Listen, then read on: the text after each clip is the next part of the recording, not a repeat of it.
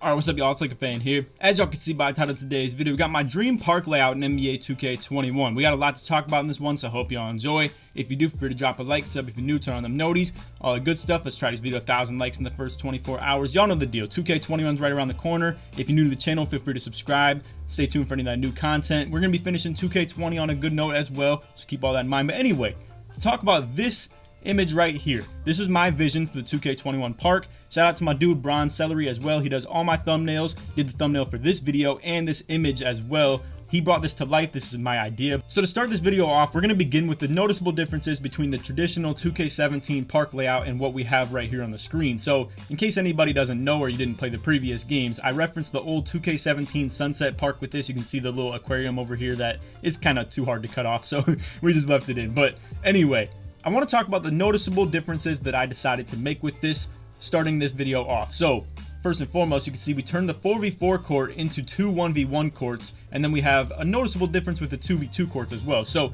for anybody who's played 2K for the last 3 years, you guys know all we've ever seen is make it, take it on the 2v2 court, which means if you make the shot, you keep the possession. Now, we have the alternating possession one up here, where if you make the shot, you still give the other team the ball and you trade possessions back and forth. Now, the reason that I made these differences with just the 2v2 and the 1v1 instead of any of the 3v3 courts is because really, when it comes to the 1v1 court, say it's make it, take it. You guys know the traditional problems of the 1v1. You have the post scores, you have the slashers, etc., two-way slashing playmakers, lockdowns, whatever it may be. Same with the make it, take it, where you have your problems with the post scores, the lockdowns, etc. For all you guards out there, a lot of y'all probably sleep on what alternating possessions do for you when it comes to the 2v2 court, the 1v1 court, and stuff like that. So my example for all you guards out there who want to enjoy the pleasures of playing 2v2 court and the 1v1 court, I want to explain the difference that alternating possession makes versus make it, take it. So with the post scores, post hooking over your head all day, right? And they just keep on getting the ball back. Their takeover pops on instantly. They're just unstoppable. Game over. Now, on alternating possessions, that's not the case. As they post hook over your head and they just make it every single time, you at least get the ball back. You have the chance to score your 2 points against them and counter that. Or not only that, but you're probably more dominant on the alternating possessions as well, where you're going to be able to use your 3-point ability and your ability to chase 4 3-pointers to get ahead on the scoreboard as you're alternating possessions back and forth. Now, the post scores, don't get me wrong, they're still going to be able to unskillfully post hook over your head if it's the case when it comes to the gameplay in 2K21. Who knows? Maybe post hooks and post fades have been touched and, you know, nerfed to the point where post scoring actually takes some skill like it did back in this game that we're looking at right here with 2K17. But anyway, y'all get the deal. The alternating possessions versus make it, take it is something that I feel like 2K21 could totally use, and I feel like it's something 2K20 could have used big time as well. So the reason that I only have one of these courts on the 2v2 courts is because obviously, you know, your traditional 2K players, they're always going to want to play make it, take it for the 2v2, get their games over with as fast as possible. Y'all know the deal. But I wanted to make this mention for all you guards out there who would really enjoy this 1v1 alternating possessions, or the same goes with the 2v2 court. You could run 2-point guards and ISO all game, and really, I think it'd be a more fun way for any point guards out there to play the game, because truth be told, the fact that matters with the 2v2 court, it's always going to revolve around the easiest way to get a bucket and the easiest way to play defense. And this year that became double locks, where it's just play lock, or, you know, say play lock rim sharp, or even just play lock two-way sharp, whatever it may be. It's always going to be double locks for this year in the 2v2 court. In past years, it's like post lock or something like that, for instance. Y'all know the deal. I'm just saying, this make it, take it stuff, it can get super toxic. Same goes for the 1v1 court. It's always going to be ruled by post scores, because the fact of the matter is, make it, take it makes it super easy for them, and that's okay. It's entirely okay for post scores and slashers, etc. to rule in their certain courts, but it would make it so make it, take it is most likely ruled by post versus post instead of post versus guard, and the guards have nowhere to go. And I've seen a lot of people in the past talk about it should just have a guard 1v1 court and a big man 1v1 court. Well, that's just not the case, because then you'd still have the two-way slashing playmakers playing all these play sharps over here, and then you'd still have things like stretch bigs getting completely dominated by post scores. So I say leave it up to the judgment of whoever wants to play on which court. Like I said, when it comes to the post scores, if they decided to come over to this alternating possessions court, which is probably going to be ruled by the point guards, they're going to struggle. They're just flat out only going to score 2 points every single time. The point guards are easily going to be able to get up some threes if you're, you know, talented at all in the game. And then even if they take away your 3-pointers, the post scorers do, you could still drive by them, get your 2-point shots, and you'll still compete with them back and forth. Your takeover may be even more effective as well, because it'll generate more 3-pointers for you. Y'all get the deal. And I understand 2K21 is going to have entirely different gameplay than 2K20, and who knows, maybe the current gen we don't even have that much of a different gameplay. So I really hope that they could implement this stuff into the game, but truth be told, it's too late in the year. They're not even going to use this, and granted, I've made wish lists for 3 or 4 years now on this YouTube stuff, and they've never listened to me, so chances are they wouldn't have listened to me in the first place anyway. This is kind of me just flexing my mind and my creativity. You know, I wanted to show you guys what I think would make for a really great 2K. Now, let's talk about the 3v3 courts. Obviously, I didn't change anything with these. They're just regular, you know, alternating possessions, 3v3, where it's fast breaks, etc., stuff like that. However, one thing I wanted to do, but I didn't want to really like ruin the symmetricality to it, if they added one half-court 3v3 court on here where there's, you know, make it take it or something like that, I think that'd actually be really cool, where honestly, you know, the half-court style of the 3v3 court, we have park events for that every now and then, but it would be cool to constantly have the ability to have that. And one last thing I want to mention too before we get to all this stuff down here and over on the sides is that in 2K17 the stage wasn't constantly accessible. However, if you go back 2 more years to 2K15, high rollers was always accessible, and the stage just in general. Now, this is one thing I would really like for them to make a change with.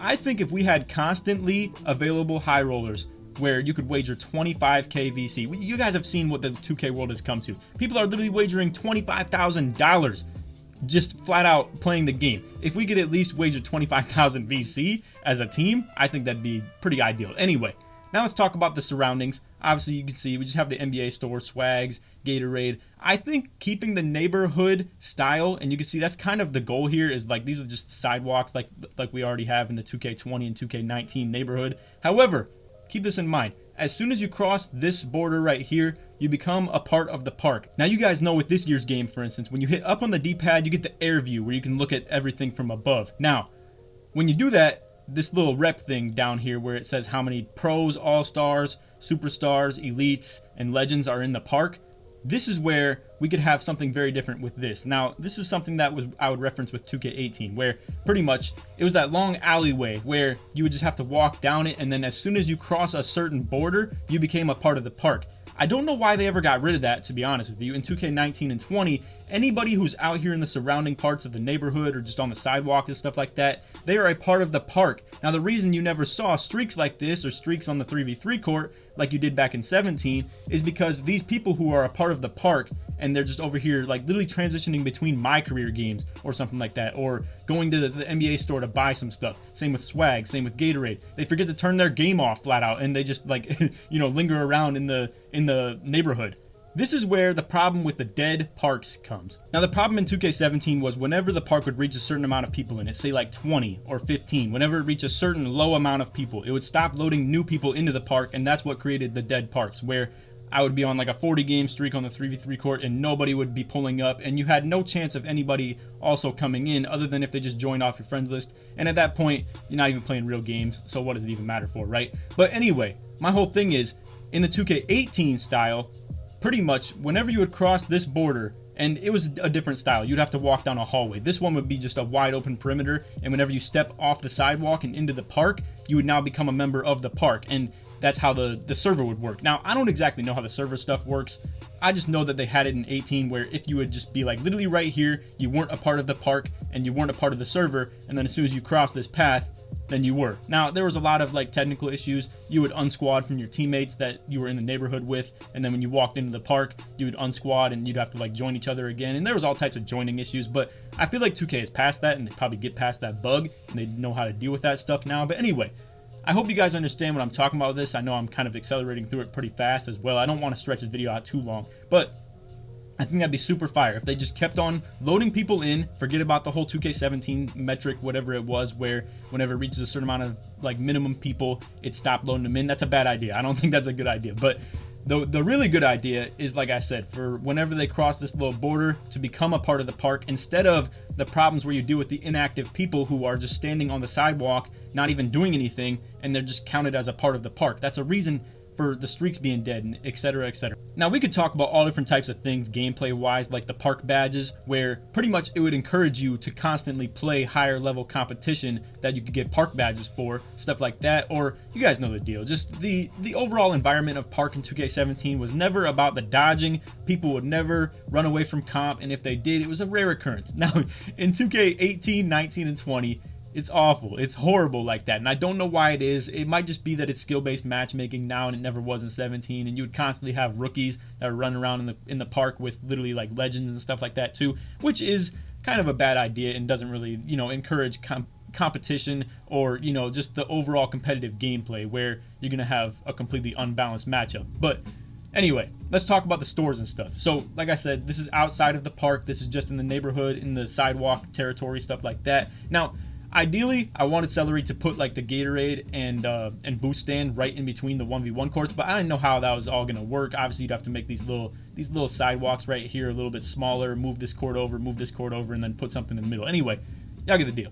Gatorade and boost and stuff like that I think would be good to keep inside the park, not something that's outside here where you'd have to exit it, because like I said, as soon as you exit the park, then you'd become no longer a member of the park, because like I said, that's going to be major key to keeping the streaks alive. So I think the boost and the Gatorade should stay in the middle. I think things like clothes, accessories, stuff like that, they should all stay outside of here. The Beats stores, the Swags, the NBA store, and all this works because you could still have the scenery for the advertisements and stuff like that too. And you could still see it from inside the park. It's just that the members of the neighborhood, quote unquote, would not be a part of the park as far as the server goes. And I think this would be a win-win. 2K keeps their advertisements and stuff like that. We still keep the cool open world kind of feel to it, rather than where you would load in here and you just buy everything from the menu pretty much. You hit start and you can just buy all your clothes. While that is convenient, I will say obviously there's a cooler feel to it. At least, 2K would probably think that it is. Maybe you guys completely disagree with that. But anyway, like I said, I think it'd be a win-win if they just put all the stores outside of here. We still keep cool scenery. They could still keep all types of stuff like this. It's just you have little alleyways maybe for like the certain, NBA store, Swags, whatever it may be. Anyway, I hope y'all enjoyed this video. The one last idea that I want to share with you guys is to kind of talk a little bit more on that 3v3 make it take it court. So the same way that I said that, the alternating possessions and make it take it encourages different play styles, where make it take it, is more welcome to the inside bigs and the post scores, etc., stuff like that. Same with on 2v2 court, it welcomes the locks, the, what's deemed as toxic, right? Now, if they had that for the 3v3 court, I will say this. Post scores are absolutely useless in the 3v3 terms. I'm gonna put it like that. When it comes to this, like up and down the court, alternating possessions, constantly searching for threes, and especially from my stage mentality, that's where I can say. But my whole point is, in a make it take it setting, post scores, ISO, hop dunks, stuff like that, slashers, they become more relevant when it comes to threes. And if we're gonna do the same thing where we make it so guards can play this 1v1 court and be more comfortable on that, same goes for the alternating possessions on the twos, I think it would only be right to allow post scores to have a place somewhere on this 3v3 court where it could be a half court setting. And honestly, all you'd have to do is split these two in half, move this over a little bit, move this over a little bit, and just like that. Now you have 3 alternating possession 3v3 courts right here, and then you have 2 make it take it 3v3 courts. And I feel like this would be a good little spice to add to the park, where it's a lot of variety. You have a lot of things where you can do differently. Make it take it on twos, alternating possessions on twos, make it take it on 1v1 court, alternating possessions on 1v1 court as well. Then you have a couple make it take it threes, 3 of the alternating possession threes, because obviously that's what we all like, probably for the most part. And this would allow it to just spice it up a little bit. And like I said, for the certain play styles, if we're going to keep archetypes in the game, I feel like it just makes complete sense to do, where I feel like it makes it so a lot of these builds, they just don't feel allowed in a lot of areas. Like, to be a PLAYSHARP on 2K20, 3v3 court is the only place you're welcome. Honestly, 2v2 is very tough when it comes to the make it take it. 1v1, you might as well not even think about it, because why would you even do that if you're going to play slashers and post scores and two-way slashing playmakers all day? So what's the point in that? Like I said, the 1v1 court make them feel a whole lot more comfortable to it. Let me know what you guys think as far as the feedback on this video. If you think it's fire, feel free to drop a comment, drop a like, sub if you knew, all that good stuff. If you think it's trash, tell me that as well. I feel like you can't really go wrong with this though. I mean, there's literally nothing wrong with what I've said, and that's my unbiased opinion, but also biased at the same time. Anyway, if y'all made it to the end of the video, put 2K in the comments to show your support that you made it all the way through to the end of this one. Like I said, if you enjoyed, feel free to drop a like, sub if you're new. And other than that, hope y'all enjoyed. Take it easy, man. Peace.